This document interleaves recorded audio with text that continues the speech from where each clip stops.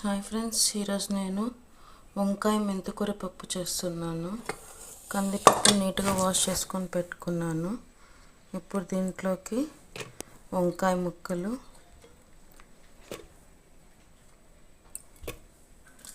కడిగి పెట్టుకున్న మెంతికూర, టమాటాలు, కారం, చింతపండు, పసుపు, అలాగే 2.5 గ్లాస్ వాటర్ పోసేసుకొని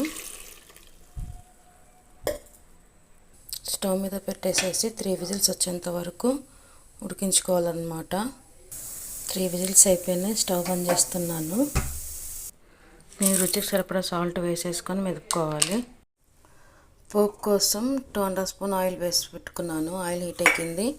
ఇప్పుడు తాలింపు దినుసులు వేసేసుకొని అలాగే కొంచెం ఇంగువ వేసేసుకొని స్టవ్ ఆపేసేసి పప్పులో కలిపేసేసుకున్నాము. అంతే, వంకాయ మెంతికూర పప్పు రెడీ అన్నమాట. ఈ వీడియో కనుక నచ్చట్లయితే లైక్ చేయండి, షేర్ చేయండి, సబ్స్క్రైబ్ చేసుకోండి. Please do like, share and subscribe to Teju creations.